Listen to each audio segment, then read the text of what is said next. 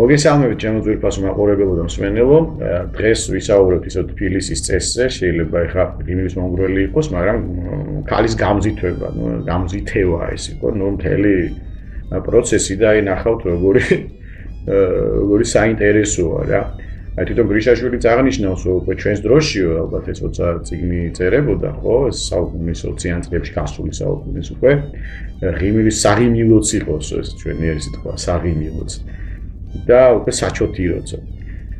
მაგრამ აი ეპოქის დამახასიათებელი თვისება იყო ეს და ნახოთ აბა როგორ ხდებოდა ეს ყველაფერი. აი ხა როგორც ბატონი იოსები ამბობს, ესე იგი ძველთაგან გადმოცემული ყოფაცხოვრების მთლიანი ჯაჭვის ერთი გოთაგანი იყო ყოფაცხოვრების წესის და ადათების ეს გამზითვება. მაგრამ აი ბოლო ხანებშიო ამ ჩვეულებამ მეტად მახინჯი სახე მიიღო. საცოლე ვაჟი ქალის სულიერსა და გარეგნულ წილამაზეს უკვე ნაკლებად უყურებდა და მხოლოდ აი მზითვები და მისი მდგომარეობა აინტერესებდა ამ შემთხვევაში. მაგალითად, ეხლა თუ სამახმადიანო ქვეყნებში ქალი მშობლებისთვის შემოსავლის წყარო იყო, საცოლე ვაჟი ლამაზი ქალის მშობლებს 50 აკლებს ან 500 სხვას აძლევდა, რომ ქალი გაეტანებინათ. ანუ ეს უკვე კომერციული მიდგომა იყო, ხო, ერთ-ერთი მიმართულება. აქ პირიქით ყოფილა. ქალს ათხოვებდნენ და თან ჯილდოდ თავის წონა ოქროს ატანდნენ თურმე. თურქებს ჩვენ შესახებ ერთი ანეკდოტიც ქონიათ. გურჯისტანში 2 ამეს იძლევიან მუქდად და ზედ ფულსაც ადებენო. ნაგავს და გასათხოვარ ქალს. ესე დაგწინოდნენ თურქები თურმე. თურქი ქალები ამაყობდნენ, როდესაც კარგ ფასებში იყიდებოდნენ. ჩვენი ქალების ბედნიერება კი მაშინ იყო, როცა თავის საქმროს ძვირფას მზითევს და ჯიბის ფულს ჭალებში ქთამს აუღებდნენ. ქთამს იქით აძლევდნენ კიდე კაცი. რა საინტერესოა. ამ საკითხმა კამათიც კი გამოიწვია 80-იან წლებში. აი ნიკო ნიკოლაძე ასეთი სიტყვებით მიმართავდა საცოლე ვაჟებს. ცოლის შერთვის დროს უფრო ხასიათსა და ზნეს მიხედეთ, ვიდრე მზითევსო. ეს უკვე გასაგებია ხო, რა ხდებოდა. ამას გრიშაშვილი ეპიდემიას უწოდებს, უფრო დაბალ ფენებს მოსდებია ეს. ჩვენებური პატარძალი გზნობდა, რომ უმზითოდ ქმრის ოჯახში დაიჭაგრებოდა და ამიტომ გალესილი ხმალივით ეკვეთებოდა მშობლებს. ეხლანდელი ქალები, გალესილი ხმალები დედებს ემუდრებიან, მოგვიმზადეთ ქთამები. თუ ეს ეხლანდელი ქალები ასე მსჯელობდნენ, არც ეხლანდელი ვაჟები აკლებდნენ თურმე. წერს იოსებ გრიშაშვილი იგონებს. წყალში თევზი დაცურავს, ბოლოს იქნევს თავს არა, ეხლანდელი ვაჟები ქთამს ეძებენ ქალს არა. აი როგორი უგმართად წავიდა მოკლედ ეს გამზითვების ამბავი. ქალაქის ხალხურ პოეზიაში ამის შესახებ მთელი ლიტერატურა არსებობს. აი რას ამბობს ერთი იმდროინდელი საცოლე ვაჟი. ეხლა ამ ჩვენს დროში თუ ქალს აქვს გროში, თუნდაც გავდეს კუნცა, იდგეს საყას ბოში. ოღონდ კონდეს ფული, ვითხოვ ღმერთი რჯული. ასე შემდეგ. აი ხო აქ ხარ არის საინტერესო. ისევ და ისევ ხა აქ კი გვეღიმება და უყურებთ ისევ და ისევ როგორც ტრაგიკომედიას ამ ამბავს, მაგრამ აქ ისევ ერთი მნიშვნელოვანი ფაქტი, როგორც წინა ჩარტებში იყო, ხაზი გაუსვი, რომ ბებუთოს დენის დარტყმის დიდი გამოცდილება ქონია, აღწერს ხო როგორც დენის ნაწილაკი, ეს დამიარა ორგანიზმშიო, ხო, ეგრე ამბობს 1864 წელს. აი აქ ხა ნახეთ რა ხდება, რა არის საინტერესო. აი შეირადგინდა მარმარილოს ვანები თუ დაგწყება მტკვარშიაც ებანებიო. აი ესე იგი ვანები მარმარილოსი ხო აქ წერია რომ საწოლში მარმარილოს ვანები, ანუ ეს სისტემა უკვე ხო მაშინ უკვე არსებობდა, ეხლა ეს როდის ხო? სხვაჯერ ბევრ ცივილიზებულ ქვეყანას დღეს სამაგალითოდ რო ვიგვაჩნია მოგვიანებით შეიმატა ეს ფუფუნება, რაც თბილისს უკვე ჰქონდა. აი ძალიან საინტერესოა მზითვის სიები. ეს არის კატასტროფა მოკლედ ჭალებში ვამბობ, აი ნახეთ რა სიმდიდრეებზეა საუბარი. ანუკა ბატონიშვილის მზითვის სიაში კასტაგან მიუწვდომელი საუნჯენი და უსასყიდლო მარგალიტებია მოხსენიებული. აი ნახოთ სია პირველი. აი წარგვიტანებია მზითევი თინა, რომელსა მრავლათაგან მცირესა მოგითხრობთ. და ეს მცირე 16 გვერდიანი ბეჭდურ თაბახს შეადგენს. 16 გვერდია, რამდენია წარმოვიდგინეთ.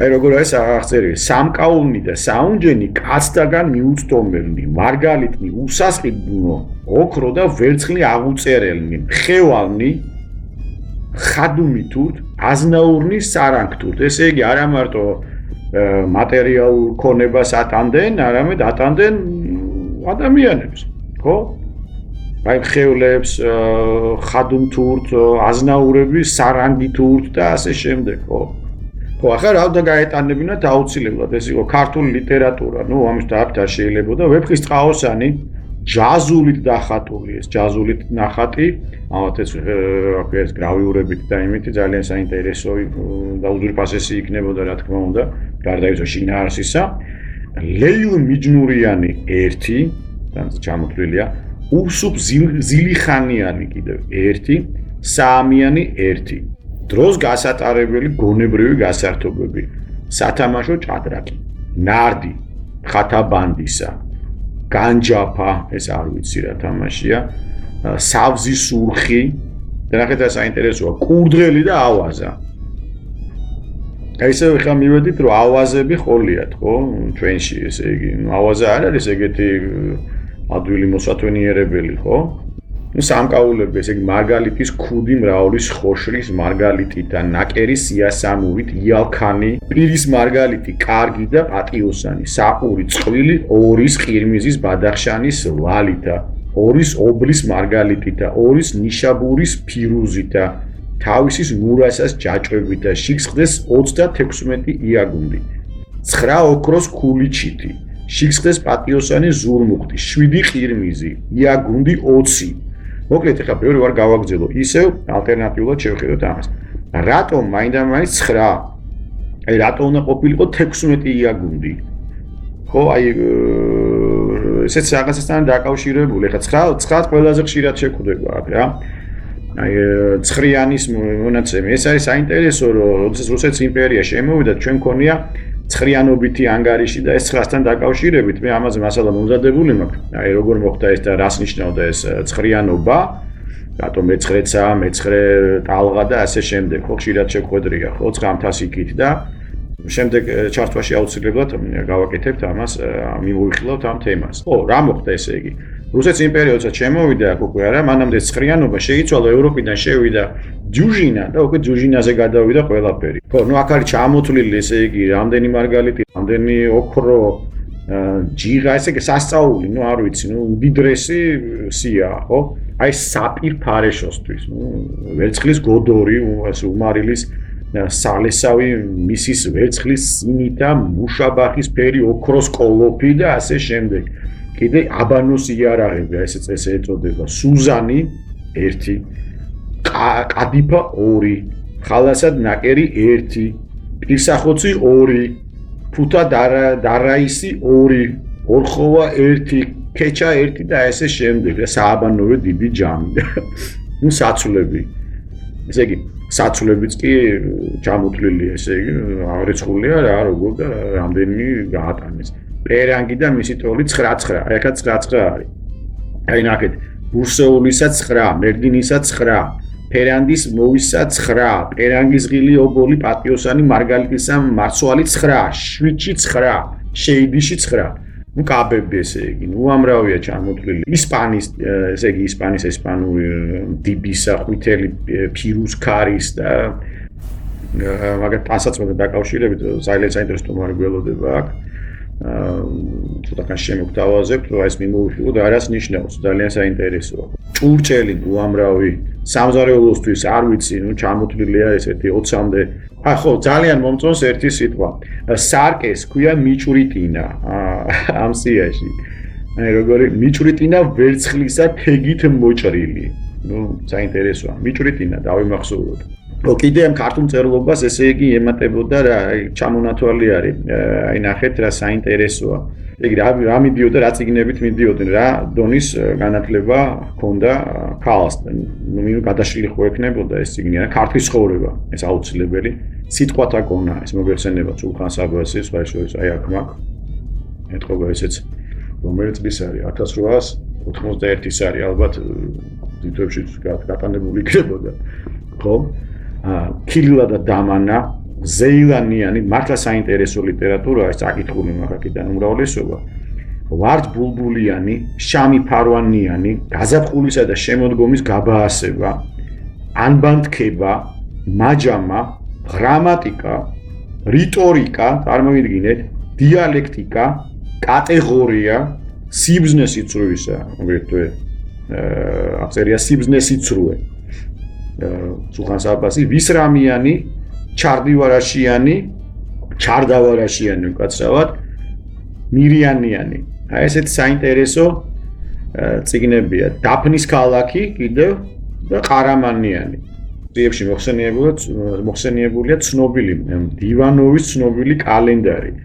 აი ეს უნდა შევისწავლო რა არის ეს კალენდარი. კალენდრის თემაც არის უაღრესად დიდი ამოუწურავი თემა, რომელიც ესე იგი აქ მინდა აღნიშნო, რომ სხვათა შორის ჩვენთან აი კავკასიაში ივერიელები, ხო, ქართველები ხმარობდნენ დიდ ინდიქტიონს, რომელიც ყველაზე რთული კალენდარია, სხვაგან არ მოიხმარებოდა. არსებობდა ესე სამი, ხო, მცირე, საშუალო და დიდი ინდიქტიონი. აი ძალიან საინტერესოა, ანუ ჩვენ ეხლა ვიმყოფებით ჩვენი კალენდრით, ქართული. დიდი ინდიქტიონის მესამე ინდიქტიონის 180 წელში. აი ესე ითვლებოდა რა არის ეს დიდი ინდიქტიონი, ესე იგი ეს არის 532 წლიანი ციკლი, რომელიც მზისა და მთვარის მოქცევარი გაერთიანებული. ასოს საშუალო ინდიქტიონი მთვარის დაყვება მარტო. და სხვათა შორის ეს ჩვენი კალენდარი, ჩვენი წინაპრის ძალიან საგონებელში ყრის თანამედროვე მეცნიერებს და ისტორიკოსებს, იმიტომ რომ საკმაოდ ცდება თარიღები, ამაზე შეგვიძლია ვისაუბროთ უფრო განვავრცოთ თემა. და ჩვენთან ეს კალენდარი როდის შემოვიდა, პეტრე პირველის მერე ხდება, ხო, გადაკეთება და ეს მთელი ისტორია არის. აბა დიდი მადლობა ყურადღებისთვის, მოსმენისთვის. თუ იმილი მოგვარეთ, თუ გაგიშტათ კითხვები, მე ძალიან ბედნიერი ვიქნები და თუ დაწერთ კომენტარებში თქვენ შენიშვნებს, ძალიან მიხარია, როდესაც შენიშვნას ვიღებ ხოლმე, იმიტომ რომ მაგით უფრო ვიზრდები მეც, ხო, ამ ეთერთან ერთად და ძალიან გთხოვთ გამოიწეროთ რა, იმიტომ რომ სასიცოცხლო მნიშვნელოვანია შემდგომი არსებობისათვის და განვითარებისათვის, თუ მოგწონთ ჭავჭავაძე 24 სტუდიის ეს იდეა და ეს მიმართულება, ასე რომ დროებით.